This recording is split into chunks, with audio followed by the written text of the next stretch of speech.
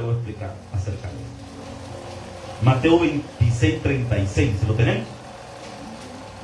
Vamos a leer la palabra del Señor en nombre del Padre, del Hijo y del Espíritu Santo. Dice la Biblia: entonces llegó Jesús con ellos a un lugar que se llama Getsemaní y dijo a sus discípulos: sentaos aquí, entre tanto que voy ahí y oro. Y tomando a Pedro y a los dos hijos de Zebedeo, comenzó a entristecerse y a angustiarse en gran manera. Entonces Jesús le dijo: mi alma está muy triste hasta la muerte. Quedaos aquí y velad conmigo.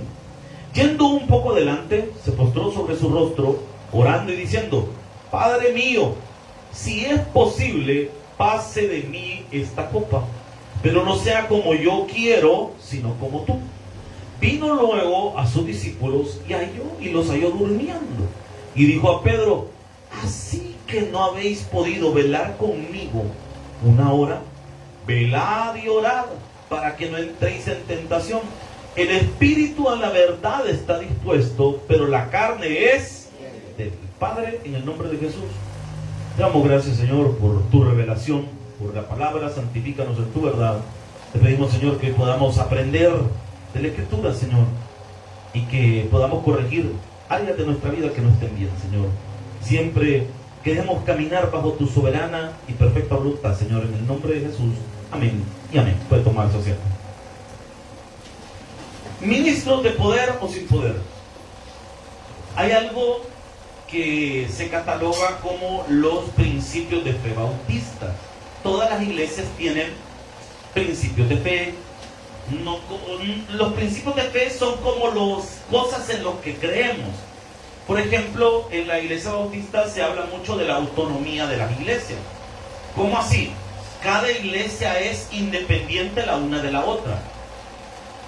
Aunque tengamos una iglesia a la cual denominemos como una sede central, en realidad cada iglesia es autónoma. Es decir, que depende de sí misma. No dependemos ni económicamente de otra iglesia, ni doctrinalmente de otra iglesia. Cada iglesia elige sus confesiones de fe, elige cómo se va a ser dirigida y cómo debe guiarse. Ese principio bautista se llama el principio de la autonomía. También existen otros, son como 13 principios, pero uno de ellos es ministros de poder. ¿Y cuál es el principio de los ministros de poder? La idea del ministro de poder es que cada uno de nosotros, como hijo de Dios, tiene al Espíritu Santo en su corazón y Dios puede obrar a través de él. Eso es ser un ministro de poder. Que todos tenemos al Espíritu Santo de Dios y Dios puede elegir usarnos a cualquiera de nosotros. Ahora, si esto es así, que todos los que estamos acá somos ministros de poder, ¿por qué no ocurren milagros? Ese es mi cuestionamiento. Si todos son ministros de poder, ¿por qué no vemos milagros? Ahí es donde algunas personas, algunos teólogos dicen: es que los milagros cesaron. Se quedaron allá en la época de los hechos de los apóstoles. ¿Será eso o será que a nosotros nos falta algo? ¿Dónde estará el problema? Vemos en la historia que de repente hay pequeños lapsos en los que han ocurrido milagros. Por ejemplo, podríamos hablar de los movimientos de sanidad, como el movimiento de Kathryn Kuhlman. ¿Cuántos se acuerdan de esa época? ¿O han escuchado de eso? ¿O han leído de eso? Kathryn Kuhlman fue una predicadora de hace un par de años atrás, que su iglesia fue famosa porque ahí hubo una presencia fuerte del Señor en ese lugar y ocurrían sanidades. Las pilas para esa iglesia eran enormes. Incluso el Señor, alguien como el pastor Benny Hinn, así, él tuvo una experiencia en esa iglesia también. Y hay esos movimientos así como fuertes, ¿verdad? Podríamos hablar de los acontecimientos en la calle Susa recientemente. Y esas etapas donde como que aparece un movimiento donde hay milagros, donde hay poder, donde hay respaldo, y de repente ya no pasa nada. Y vuelve a brotar otro donde ocurre algo similar. Para nosotros en nuestro país hubo una etapa, un periodo donde ocurrieron muchos milagros. En el Tabernáculo Central, exactamente. En el tiempo de nuestro pastor fundador. Hay un momento en el que Dios decidió usar a nuestro pastor de una forma muy particular, donde de repente eso usted no lo iba a ver en una iglesia bautista antes. Que de repente el pastor, un viernes de milagro, dijera: aquí hay alguien que está sanando de esto, y de repente al siguiente culto aparecía el hermano que había sido sanado. Son esos lapsos donde ocurren esos periodos de milagro. Ahora, la pregunta sería: ¿por qué no ocurren en todas partes? ¿Será que Dios es bien selectivo y solo decide hacer eso en algunos lados, con algunas personas, y excluye a otros? Si nos vamos por ahí, entramos en una línea bien delgada entre la herejía y la verdad. ¿Por qué? Porque podríamos decir entonces que Dios hace excepción de personas. Las oportunidades no son para todos, si nos vamos por ese lado. Entonces, ¿cuál sería el lado correcto? Que hay algo que nos falta. Y que estas personas en esos periodos de tiempo donde ocurrieron milagros, lo comenzaron a hacer. Y la respuesta la tenemos enfrente. ¿Cuál es? La oración. El común denominador entre todos los movimientos de sanidad es uno: la oración. Todos los movimientos de sanidad han tenido como común denominador que la gente oraba. El tabernáculo, casi se llamaba la iglesia de Charles Spurgeon, el tabernáculo metropolitano, tenía en común que oraban. La iglesia de Yom Kippur allá en Corea de... ¿Cuál es la buena y cuál es la mala? La sur es la buena. La del norte es la mala, va, el chino malvado. Entonces la de los chinos buenos, la de los chinos, la de los K-pop y todo por lado, los de ese lado, ahí hay una iglesia que es la iglesia más grande del mundo, y lo común que tiene esa iglesia es que es una iglesia de oración. El tabernáculo en ese tiempo también explotó por la oración. Se hubo un despertar por la oración. Entonces, aquí es donde podemos analizar algo. ¿Y qué es ese algo? Lo que nos falta a nosotros es orar, hermano. Por eso la pregunta: ¿somos ministros de poder o ministros sin poder? Pero ¿y dónde está eso? ¿En la voluntad de Dios o del lado de nosotros? Porque si es del lado de Dios, entonces nosotros no tenemos culpa. Es Dios el que coge, Dios elige, entonces estamos bien. Pero ¿y qué tal si la pelota está de nuestro lado? Los milagros son oportunidades accesibles para cualquiera de nosotros, solo que el problema está en que nosotros no estamos descuidando de nuestra oración. Por eso elegí este pasaje, porque me parece una muestra de cómo la oración puede afectar a una persona.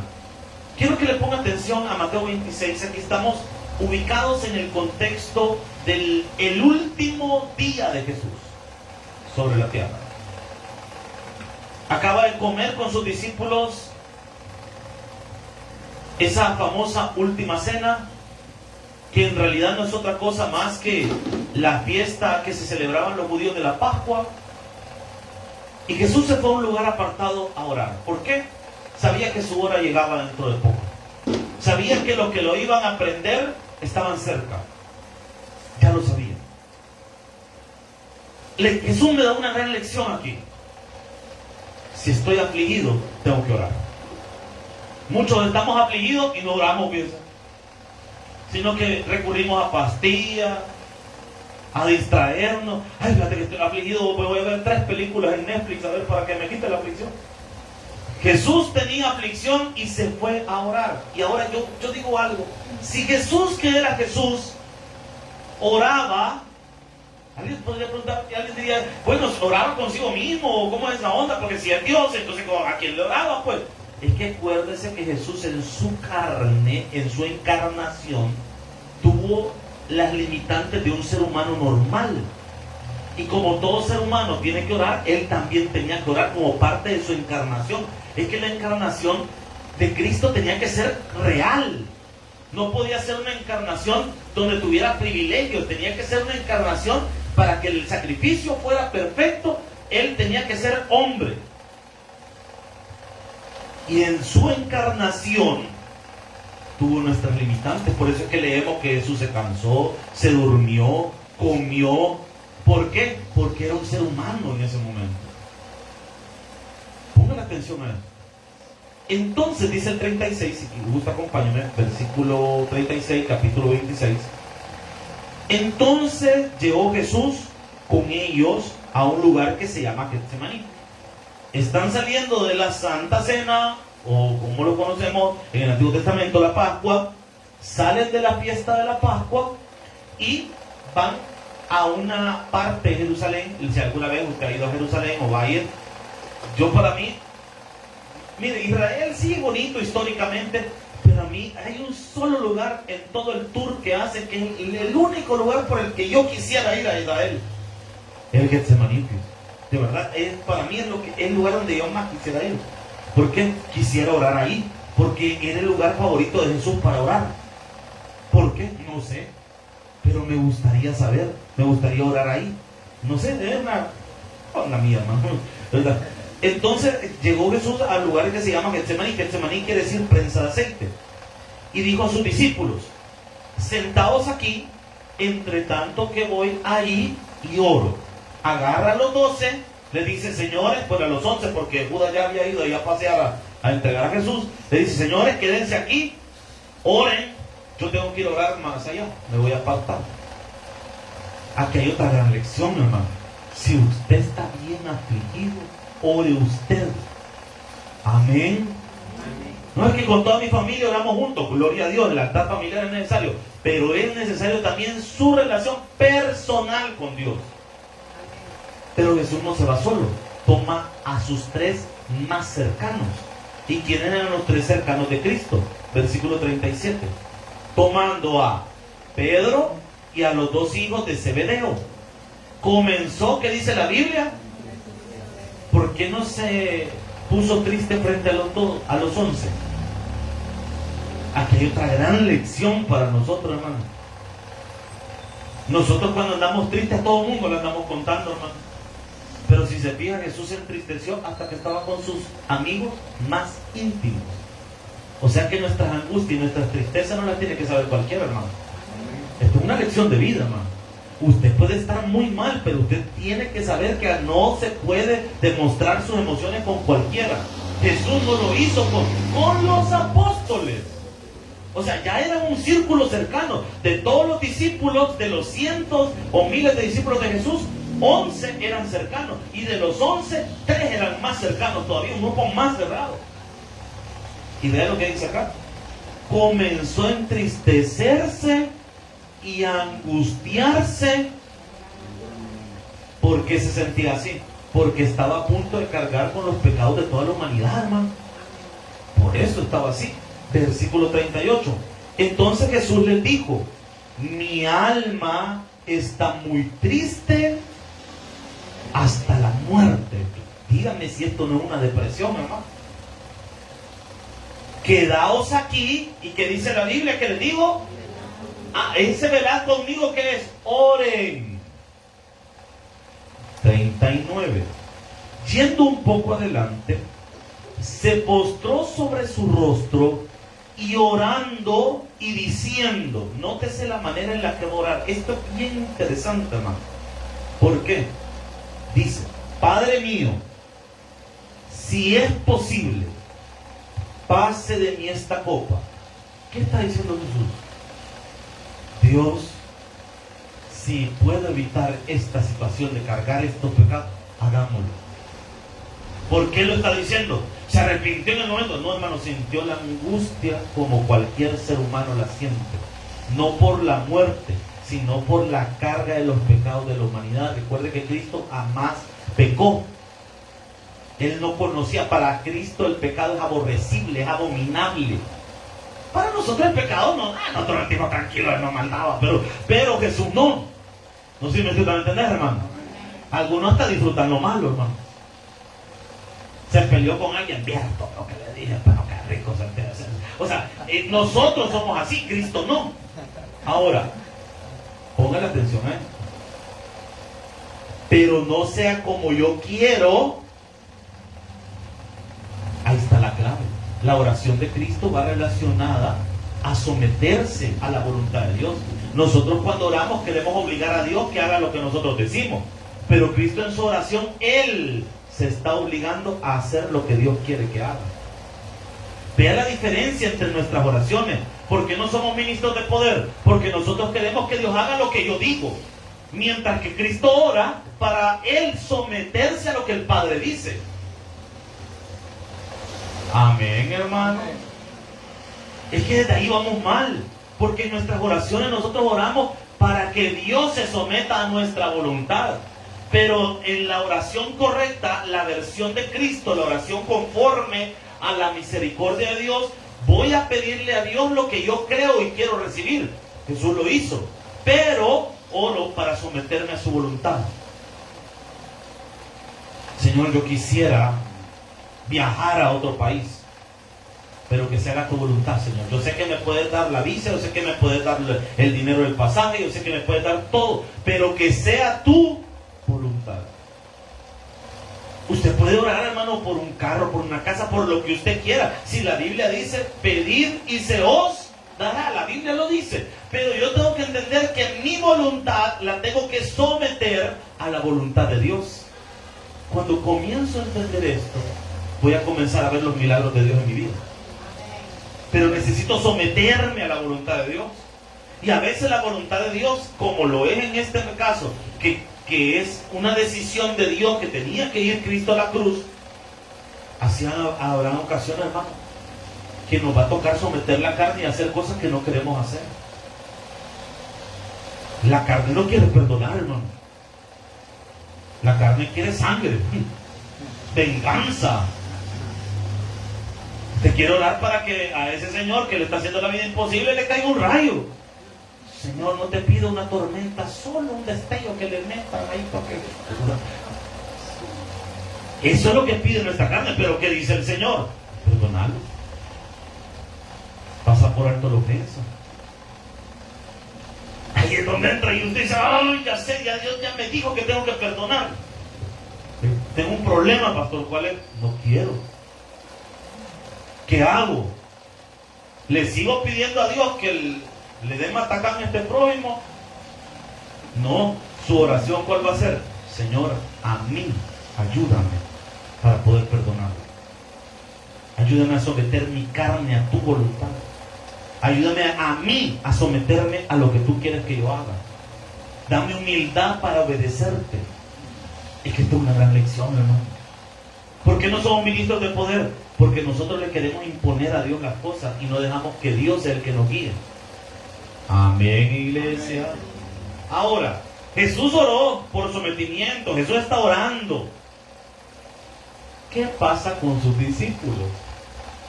40. Vino luego a sus discípulos y los halló, ¿qué dice la Biblia? Ahí está el problema. ¿Por qué Jesús logró ir a la cruz, aguantar los juicios injustos, aguantar el calvario, morir en la cruz y resucitar? Porque recibió las fuerzas de Dios en su oración. ¿Y qué pasó con los discípulos en ese tiempo? ¿Alguien que me recuerde? ¿Qué hicieron los discípulos cuando prendieron a Jesús?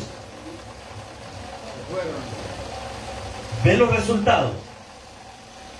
El que oró se somete a la voluntad de Dios, aguanta el proceso y resucita. Los que no oraron, huyeron. ¿Y por qué huyeron? Porque estaban débiles. ¿Y por qué estaban débiles? Porque no oraban. Un ministro de poder, un ministro sin poder. La diferencia, ¿dónde está? En la vida de oración. Ahí está todo. Ahí está la diferencia, hermano. Y ay, esa hermana todo lo pierde, da testimonio. No sabía la misma, hermano. Y pasa a contar que le dieron una casa. Y al siguiente día, al siguiente viernes, ay, ¿se recuerdan, hermano, contar el testimonio de la casa? Sí, gloria a Dios, aleluya. Fíjense que me regalaron un carro esta misma semana. Y no faltará el hermano que arde de envidia y de cosas. Que al Señor se la da el Señor. Ese era el marido que tiene por fuera. Ese maestro le da. Porque a veces nos es más fácil criticar que aceptar que una persona se está sometiendo a la voluntad de Dios y Dios le está bendiciendo. Ay, ¿por qué a mí Dios no me da eso? La hermana se levanta temprano a orar. Lee la Biblia. pasa oyendo predicaciones en el carro, en la casa. Cuando viene desde afuera, vuelve a leer su Biblia. Y en la tarde se viene a la iglesia. ¿Y usted qué hizo? A buena mañana pelear con todo el mundo. En lo que la hermana está orando, usted en su casa estaba peleando. Apurate, te dije que te levantaras temprano. Apurate, peleando con el bicho, con el hijo, ¿verdad? Que no quiere levantar, levantate, mona, veniste, ¿verdad? Peleando con todo el mundo. Y la otra está orando, encomendando al Señor su día. En el carro uno va oyendo alabanza y orando y pidiéndole a Dios. Y la otra, ¡pum! Da la panza, mami.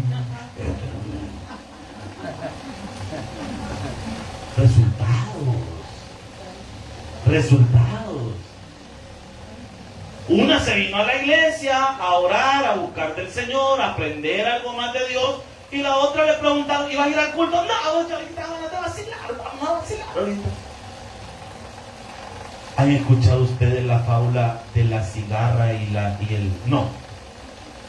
Sí, aplica, pero no tanto. Mejor me voy al otro. Sí, el de la cigarra y las hormigas, ¿se acuerdan? La hormiguita, todo el verano trabajando, todas las hormiguitas para meter comida a sus túneles ahí. Y la cigarra, vacilando. Allá cantando. Vacilando, es vacilo. Vino el verano, la cigarra se tostó de frío. Y las hormiguitas tenían comida y abrigo. Eso mismo nos aplica a nosotros en lo espiritual. Algunos somos la cigarra espiritual. Mira que tiene la par, le ve talla de cigarra espiritual. No, este talla de cigarro le veo. Este de cigarra no tiene más cigarro que otra cosa. Sí tiene. ¿Por qué? No ora. Dice que para qué.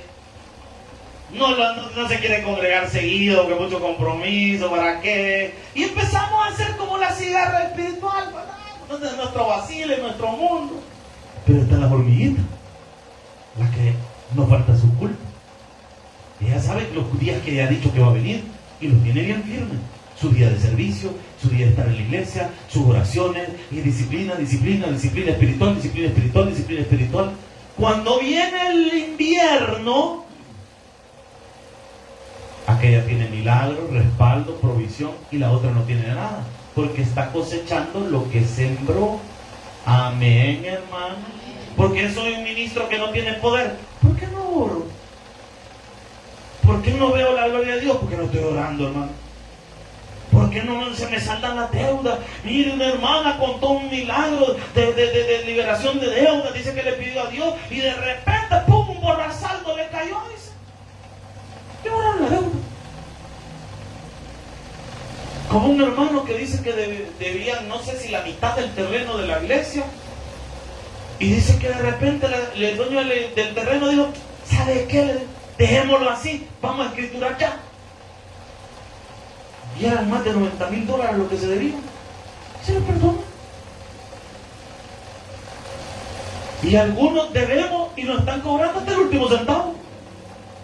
Porque a qué le pasó eso y a mí no. Diferencia de lo que se siembra con lo que se cosecha. No sé si me estoy dando a entender, hermano. Jesús viene, ora, se quebranta delante de Dios, busca el respaldo, Dios lo ayuda. Los apóstoles se durmieron y no tuvieron respaldo. Ahí está la muestra, ¿no? Y todavía, vean lo que les dice Jesús en el 40. Vino luego sus discípulos y los halló durmiendo. Y dijo a Pedro, ¿así que no habéis podido velar conmigo que dice la palabra? Me encanta como lo dice Jesús. Porque le dice, no, y una hora tú estás aguantando. Hermano, si uno a veces de 15 minutos ora. Y para Jesús fue ofensivo que no pudieran orar una hora. Y nosotros creemos que vamos a vencer al mundo con los 5 minutos que oramos, ¿no? Con los 3 minutos, es más, ni oramos, solo. Sí, Señor, gracias, ¿verdad? Amén. Tú sabes, todo lo sabes, Señor, ayúdame, papá. Y esa es la gran oración que hicimos. Nosotros ya sentimos que... No, sí, estuvo poderosa mi tiempo de oración. ¿Cuánto tiempo oraste? Con 1 minuto y medio. Esta vez me excedí. Yo le dije al Padre, no te quiero aburrir. Y con eso salimos al mundo pensando de que todo nos tiene que salir bien, de que todos los negocios van a funcionar, de que vamos a tener éxito. Hermano, ¿y de dónde? No sé si me estoy dando a entender, hermano. Jesús se ofende de que ellos ni siquiera una hora hayan podido aguantar. Y le dice en el 41, velad y orad para que no entréis, ¿qué dice la Biblia? El espíritu, la verdad, está dispuesto, pero la carne, que eso es cierto, hermano. Usted, en su espíritu, usted tiene ganas de salir a ganar almas, tiene ganas de servir, tiene ganas de estudiar más la Biblia, tiene ganas de un montón de cosas, pero a la hora de hacerlo, no lo hace, no porque no tenga el deseo, es que le falta el sometimiento al Espíritu Santo, al Señor, para que lo pueda hacer. Y eso solo se obtiene en oración, hermano. Vamos a lograr hacer las cosas en el mismo lugar donde Jesús las hizo. ¿Y cómo las hizo? ¿Y en qué lugar? En la oración. Amén. Marcos capítulo 1, versículo 35. Jesús tenía que tomar una gran decisión ese día. ¿Y cuál era esa decisión? Tenía que elegir a los apóstoles. De entre todos sus miles de discípulos, tenía que elegir a 12. ¿Y qué hizo Jesús para elegirlos? Se fue al Tismarín, eligió a los que le caían más bien. ¿Qué hizo? Versículo 35. Levantándose muy de mañana, siendo aún muy oscuro, salió y se fue a un lugar desierto. ¿Y qué hizo ahí?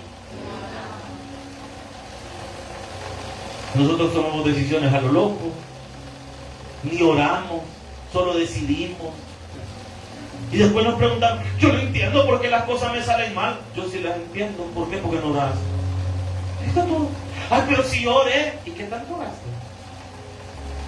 ¿Esperaste una respuesta de Dios? ¿O te dejaste llevar por tus impulsos? Y dice el 36. Y le buscó Simón y los que con él estaban. Y allá le dijeron, todos te buscan. Él les dijo, vamos a los lugares vecinos para que se predique también ahí. Porque para esto he venido, dice el Señor. ¿Por qué sabía qué hacer? Oraba. Todos te buscan, Señor. Sí, pero yo voy a ir allá porque allá tengo que ir. ¿Y por qué estás seguro? Porque el Padre ya me lo dijo en oración, que esto es lo que tengo que hacer. Lucas capítulo 6, versículo 12. Mismo acontecimiento, diferente narración. Lucas 6, 12. Y en aquellos días, ¿lo tiene, iglesia? Lucas 6, 12. Búsquelo. En aquellos días, él se fue, ¿a dónde dice? A orar. Y pasó, ¿qué dice la Biblia? Y nosotros 5 minutos ya no hayamos ni qué decir. Como una hermana allá en un pueblo que estábamos ministrando, de esas iglesias que hacen vigilia hasta el amanecer, ¿no? Y una hermana ya como eso a las 3 de la mañana la pasan a orar, y la hermana ya más dormida que decía, Señor, te pedimos por la salvación del pueblo, que se salve el diablo también, Señor, que se arrepienta. O sea, la hermana está por el diablo, está orando que arrepintiera usted. ¿Y por qué estaba bien cruzada la señora? Ella estaba más dormida que despierto, como otra en ese mismo pueblo. En una vigilia la hermana estaba de rodillas orando y se durmió y solo cayó así la hermana. O sea, se cayó orando y ¡pum! Cayó la hermana.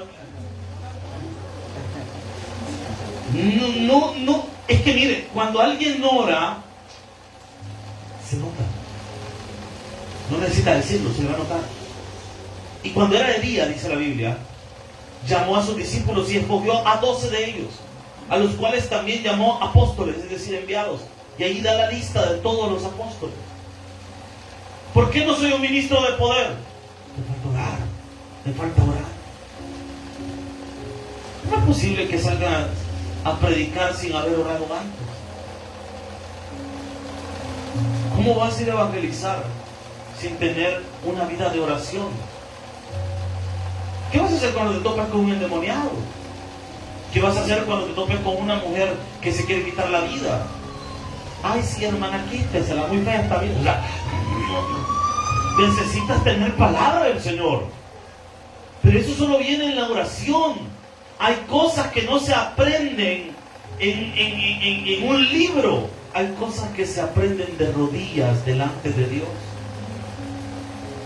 Tenemos que ir al mismo lugar donde Jesús las aprendió, y Jesús las aprendió con el Padre en oración. Yo toda mi vida leyendo la Biblia, aprendiendo de la Escritura, en seminarios, en universidades, y puedo decirle con toda certeza que las mayores enseñanzas las he recibido de Dios de rodillas. Las lecciones más grandes de la Biblia las he aprendido de rodillas delante del Señor. Efesios capítulo 6, versículo 18. ¿Cómo debe ser un ministro de poder? Claro que dice la palabra, no lo digo yo, lo dice la Biblia. Efesios 6, 18.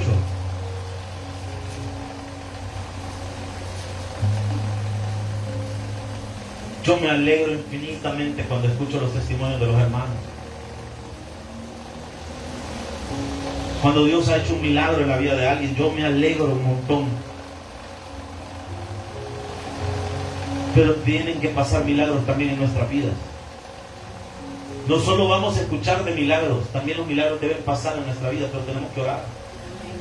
Dice la Escritura, versículo 18, orando en todo tiempo, con toda oración y súplica en el Espíritu, y velando en ello con toda, que dice la Biblia, o sea que seguir orando, otra vez, todos los días, otra vez, y al siguiente hora voy a orar, y mañana voy a volver a orar, y pasado mañana voy a seguir orando, y me toca servir, voy a orar, no me toca servir, voy a orar, tengo que hacer algo para el Señor, voy a orar, no tengo que hacer nada por el Señor, voy a orar, pero voy a orar siempre.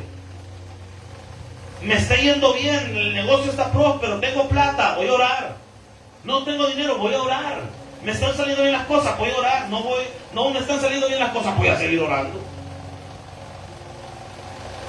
Con toda perseverancia y súplica por todos los santos, es decir, todos los hermanos de la iglesia.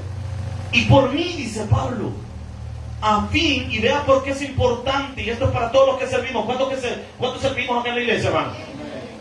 Y por mí, a fin de que al abrir mi boca me sea dada palabra para dar a conocer con denuedo el misterio del Evangelio, por el cual soy embajador en cadenas, que con denuedo hablé de él como debo hablar. ¿Qué dice Pablo? Pablo, el que tuvo la experiencia de haber ido al tercer cielo. Pablo, un teólogo como no hay otro en este tiempo, hermano. Un conocedor que había aprendido a los pies del mejor maestro que había en Israel en ese tiempo. Se encontró con el Cristo resucitado. Pablo, él está diciendo, necesito que oren por mí. Yo voy a orar para que a la hora de hablar, Dios me dé palabra. Él no está confiando en su conocimiento, está confiando en el poder de Dios. ¿Por qué algunos Dios no nos permite desarrollarnos totalmente en nuestros ministerios? Porque nos falta orar, hermano. Algunos somos demasiado egocéntricos y confiamos en nuestro propio conocimiento. Necesito confiar en el poder de Dios. No, hermano, si ahora que estamos en esta dinámica de preguntas y respuestas, para mí es un reto, hermano. Que le pregunten a uno en caliente algo, hermano. ¿Y qué hago yo? Orar, hermano. Aparte de estudiar, orar. Y en oración pedirle a Dios la dirección. Señor, por favor, lo que me van a preguntar, ayúdame a que recordarlo. Si no lo he aprendido, tener la humildad de reconocer y buscar la información. Pero Señor, ayúdame. Si estamos, hermano, a orar. Mañana hay un culto de adoración y milagro. ¿Y qué debemos hacer? Orar mañana, sí, pero hoy en la noche todos los servidores deberíamos unirnos a orar. Señor, que mañana tu gloria descienda en la iglesia, Señor. Que hagan sanidades, Señor, que los hermanos que vienen enfermos encuentren su milagro, Señor. Y todos en oración. Pero ¿por qué las iglesias a veces no prosperamos? Porque no oramos, hermano, en colectivo. ¿Qué le está diciendo Pablo a la iglesia? Señores, oremos unos por otros. Y por favor, acuérdense de orar por mí también. ¿Para qué? Para que a la hora de predicar, prediquen predique por el poder de Dios. Necesitamos orar, hermano. No vamos a lograr crecer si no aprendemos a orar como iglesia. La clave para el crecimiento está en la oración. Un fuerte aplauso al Señor. Vamos a orar. Padre, te damos gracias, Señor. Esta noche tan maravillosa hemos aprendido, Señor, la importancia de orar, la importancia de permanecer en comunión contigo, Señor. Vemos evidentemente los resultados del que ora y del que no. Señor, ahí están claros en la Escritura. Te pedimos perdón, Señor, si hemos estado quizás afanados en lo material y hemos olvidado, Señor, tener esos tiempos de intimidad contigo, Señor. Queremos ser ministros de poder, Señor. Queremos poder evangelizar y ver cómo la gente te recibe, Señor. Queremos, Padre Celestial, orar por los enfermos y que los enfermos se levanten, Señor. Queremos ver, Señor, una iglesia viva, una iglesia despierta, una iglesia, Señor, donde el poder fluye, Señor. Pero necesitamos orar, Señor. Necesitamos esa disciplina, Señor. Ayúdanos, Señor, a poder permanecer en oración, a orar por nuestra iglesia, a orar, Señor, por las personas que se paran acá al frente, Señor, y predican tu palabra. Señor, enséñanos a poder obedecer tu palabra, Señor. Cuando esta carne quiera tomar posesión de nosotros y hacer su voluntad, Señor, ayúdanos a someter esta carne, Señor, a tu voluntad, Señor. Por favor, Señor, enséñanos. Padre, oramos también por los amigos, porque no podemos irnos de este lugar sin hacer ese llamado, Señor, para los que no te conocen, Señor, que hoy te puedan recibir como Señor y Salvador personal. Señor, fortalécenos, llénanos, Señor. Gracias te damos, mi Dios, por tu fidelidad y por tu amor. Señor, llévanos con bien a nuestros hogares y permítenos convertirnos en ministros de poder, Señor. En el nombre de Jesús.